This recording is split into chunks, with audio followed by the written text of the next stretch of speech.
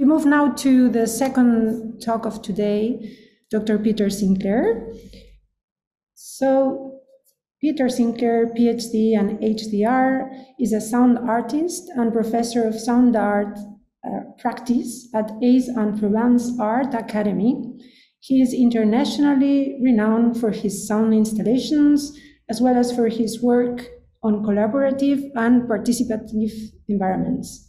His artistic experimentations use network games, mobile media, data sonification, and live audio streaming. He's co-director of Locus Sonus Vitae, a research group supported by the French Ministry for Culture and the Aix-en Provence Art Academy. So we are very pleased to have you with us today as well, Dr. Peter Sinclair, and the floor is yours. Stop sharing now.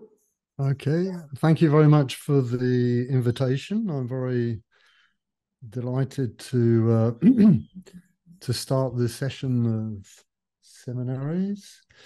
Okay, so yes, my name is Peter Sinclair, and I'm co-director of Locus Sonus Vitae, which is the research unit attached to the Art Academy of Aix-en-Provence. My speciality is in sound art, and more specifically network sound art. So today I'd like to talk to you about a project which is called Locustream Open Microphone. So this project is technically a set of tools. Let me see if, yep. So it's a streaming server, it's various web interfaces, it's hardware and software for audio capture and encoding, the latter of which are basically designed to be DIY friendly so that you can make them yourselves at a reasonably low cost. Locustream Open Microphones is one of the first sound mapping projects to exist, and to our knowledge, it's the first to be dedicated to live and unprocessed open microphone streaming. The project has recently been extended by another project called Acoustic Commons, which is a small cooperation project that benefits from European funding, which I invite anyone interested to go and have a look at. So Locus Sonus is also, Locustream is also a network of people who maintain this network of microphones and others who use the audio sources they generate for a variety of projects. The project started in 2006. So it's also indicative of what's changed over that period. And bearing that in mind, I would like to start off by offering some thoughts on the evolution of our relationship to the internet and to the ecosophy of this Locustream project, before giving you some more concrete examples of individual or collective initiatives that relate to the project. Although this may seem contradictory, since we've been recently come out of a period of confinement, and we're still today in a spirit of sedentary lifestyle, either out of environmental awareness or because of budgetary restrictions. And the fact that we're doing this online, I guess, is some kind of proof of that. But mobility is kind of the key word that stands out for me when I think of our the current state of networked art. And by mobility, I don't just mean the fact that our connections to the internet have been mobilized, but more that our lives have been spread out in time and space to create what we might call an extended version of self. Our devices our smartphones, which we constantly carry with us, participate in our mobility in the Bergsonian sense of the term. They integrate our ability to direct our attention and, by extension, our way of perceiving the world. They're part of what allow us to probe the world and thereby contribute to our free will. This extension of ourselves through technology creates such a shift in the spatial paradigm that arguably nothing is exempt from the influence of these developments. A few years ago, the geographer Boris Bode proposed that the internet had transformed our spatialities by opening up new geographical dimensions. At that time, for some of us, the first generation of net artists to whom I belong, it took a while to integrate this approach. There was still a kind of a distinction between virtual and real spaces. For the current generation, my students and probably much of today's audience,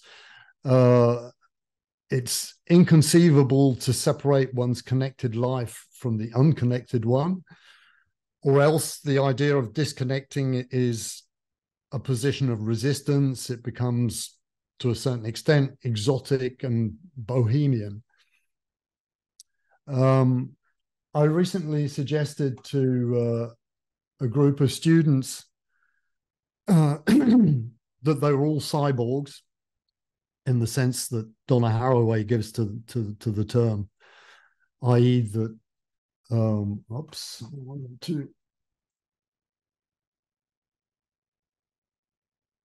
So the distinctions between natural and artificial, body and mind, self-development and external creation, and so many others which made it possible to oppose organisms to machines, have become very vague. So this was received with a general acquiescence that is quite rare among art school students. But they've all had cell phones for a long time. The current generation grew up with the smartphone. They don't know what life without a connection is and can't imagine surviving without it. Indeed, the idea that they build their own identity on a semiotics formally imposed by the communications network, of which each individual is both the center and the author, appears obvious. The organizational hub of all our professional and social activity, the office, documentation, library, memory, audio and visual tools, is all held in our hand. However, the metaphor of point of view, which is so commonly used to place self at the center of the universe, notably by Henry Bergson, who I cited earlier, doesn't seem very well chosen to describe this context. And this will allow me to return to the question of sound space, which is my main focus of interest.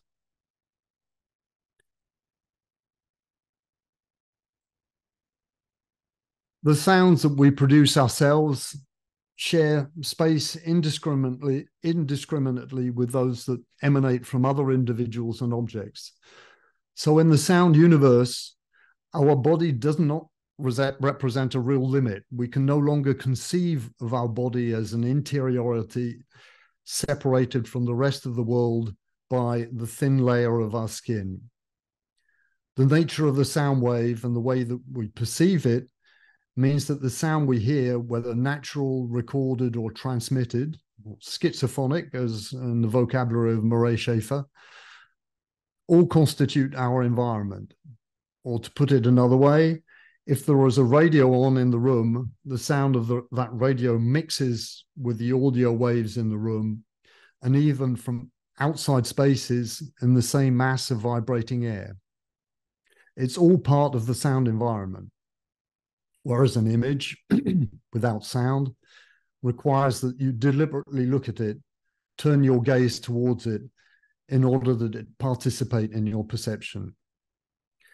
According to the sociologist Michael Bull, listening through headphones is so powerful and immersive because the sound you listen to becomes the actual soundtrack of your life. But it's also interesting to note that one of his peers, Jean-Paul Thibault of the French laboratory Cresson, points out that another way to practice listening with headphones consists of carefully adjusting the level of your device to create a hybrid sound composed in part of the media that you have chosen and in part from the natural environment that filters through your earpieces. A precursor of augmented reality, since it begins with the Walkman in the 1980s.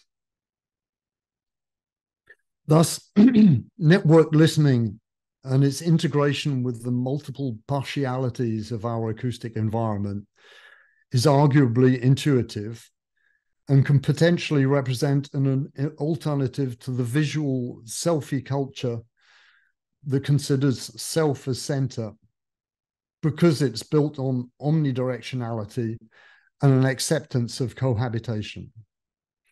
So I'd like to go on and describe our Locustream open microphone system with this as a point of reference, this model of multiple mobilities which constitute sound space. For those of you who find my discourse too heavy, you can always look at the pictures, and this will give you some insight also into the project. So Locustream project is a shared open source and constantly evolving resource. Resilience and fragility are two characteristics that come to my mind when describing this open microphone network. The infrastructure doesn't really follow a plan, and hasn't followed a plan over the last 17 years of its existence. And it cannot be considered as permanent because it could collapse at any time, like any other internet project, many of which have already become extinct. MySpace, for example. But in this case, the audio streams which are not recorded, at least not recorded by us, would disappear instantly, just like the sound sources that they recreate. Locustream content only exists live.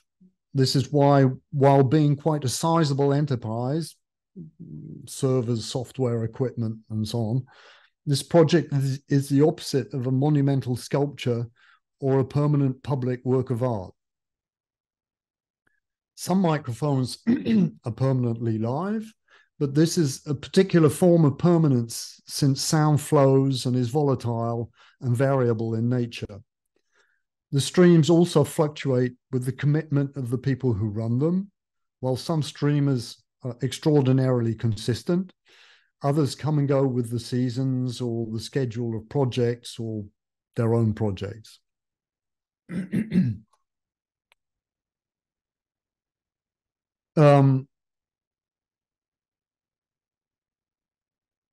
Locustream is a nebula that lacks well-defined limits or precise intention.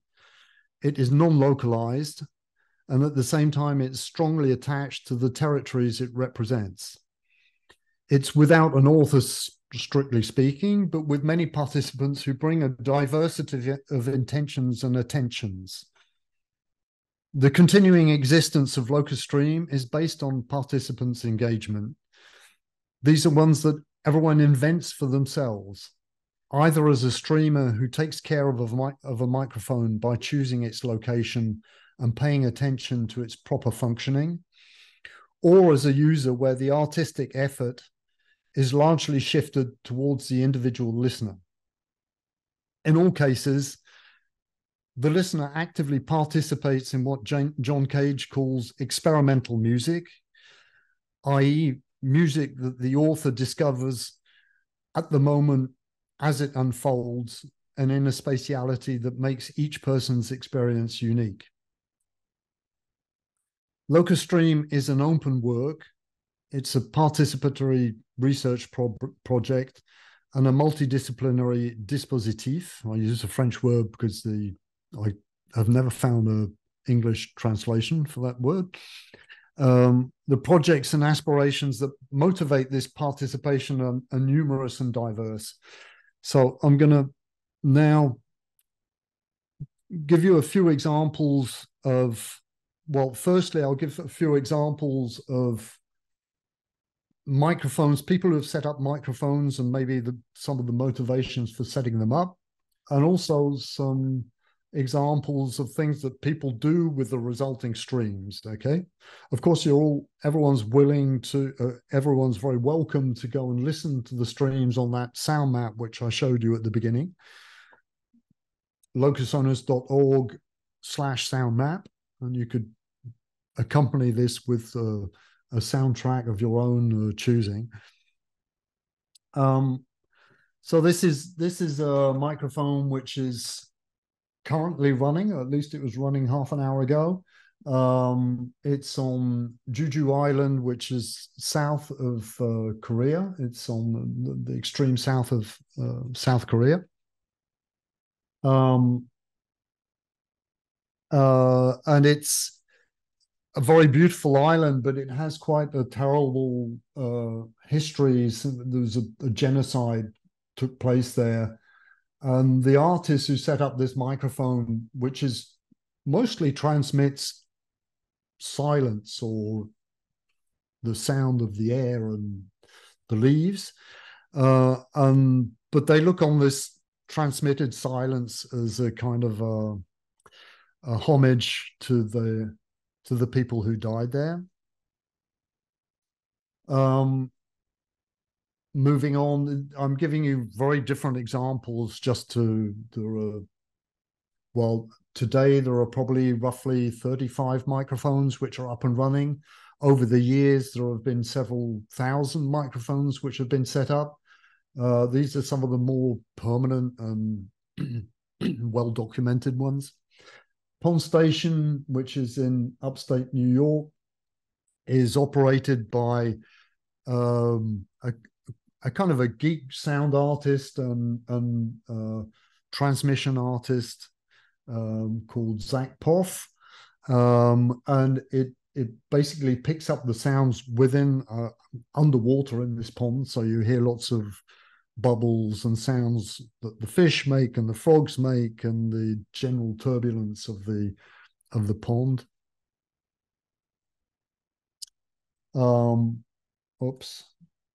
Moving to Japan. So this microphone is also running today.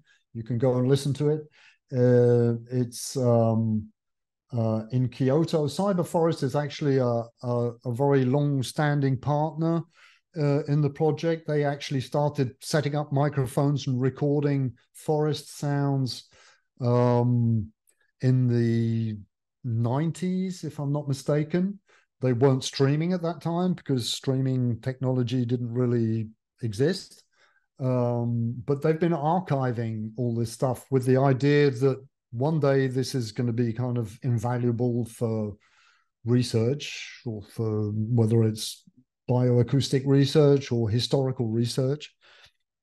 Anyway, this particular microphone is next to a kind of a sacred stream in Kyoto. So it's quite a long way from the actual lab itself, but it's something which we kind of participated in setting up. Okay, so as not to go too over time, I wanted to go on and talk about some projects which artists or other people have developed from the streams. One which you might possibly have heard of because it's very present in England, is run by the London-based artist group called Soundcamp. And every year we set up this event which is called Reveille. And Reveille consists of a world tour of the microphones following as closely as possible the sunrise. And since it's at the beginning of May and it's kind of bird song day, we get this kind of permanent dawn chorus over 24 hours.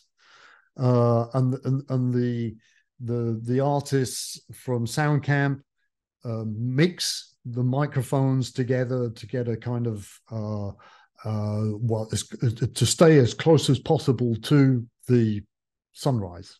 It's a very beautiful event, and it's, for us, it's kind of become a bit like Christmas. You know, it's something which we prepare for, and then we stay up all night listening to the sounds, and we set up a sound camp, and there are sound camps now kind of all over the world.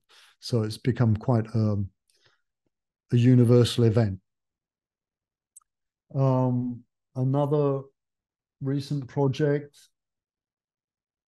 I thought I'd mention this one because I saw that AI was that part of the seminary is interested in AI and natural data. So Hugo Scurto, who did this piece and who's currently doing a residency with Locus Sonus, is a young researcher who did his PhD with ERCAM in Paris. So basically, he's done a lot of work on using deep learning for musical applications and started getting interested in using non-musical sounds to see what would happen. And also, he's kind of questioning aesthetically what AI and deep learning in relation to art is all about. And so anyway, he fed a weekend's worth of the Locus Sonus microphones from all around the world into a deep learning algorithm. And this has now generated this model which creates its own artificial stream, which just keeps running and never repeats, and is really quite astounding. It's quite worth listening to. It's something which we're also going to put on the sound map at some point, but we're not quite sure where to put it yet. So another example, and then after that I'll stop. But this is this was the an exhibition which was produced for Grégoire Lauvin's doctoral thesis, which was based on the use of the open microphone streams. This is the glass house in the botanical gardens in Paris, the Jardin des Plantes.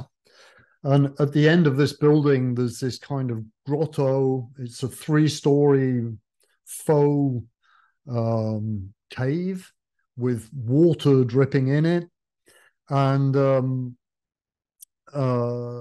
Grégoire set up this very sophisticated system with loudspeakers in the alcoves in this grotto.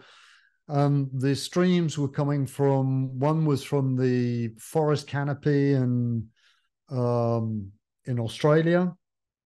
One was the Kyoto stream, and another one was from this kind of sacred spring, which is in the south of France.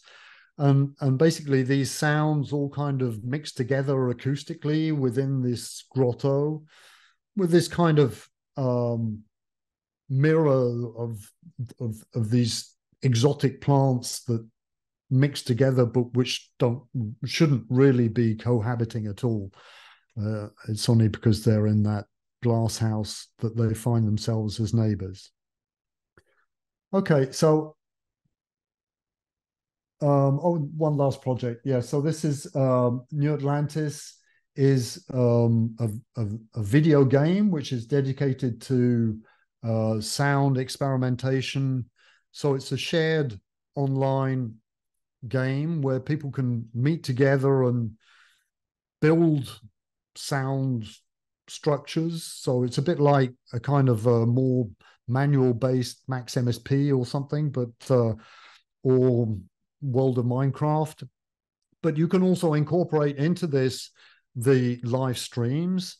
So that means you can actually recreate these landscapes within a 3D space and navigate between the streams, put them into virtual architectures, do all sorts of things, whatever you want, really.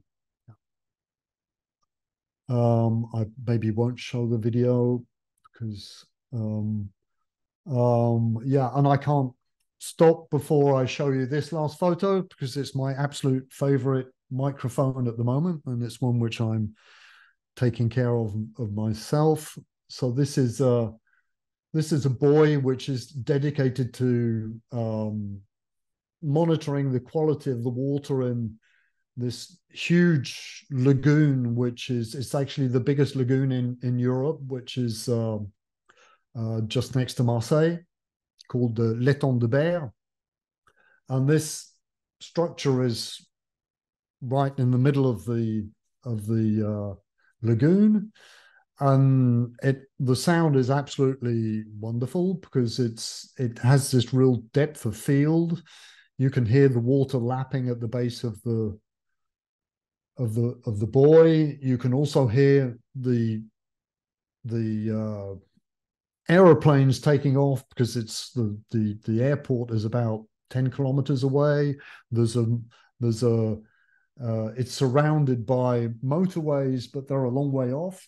And then you have all these gulls that actually come and literally cough into the microphone. They sit next to it and make all sorts of strange sounds. And I would really like to play it to you today, but unfortunately, there's a gale blowing and something's gone wrong with it. I'm going to have to get the boat out and go and fix it again.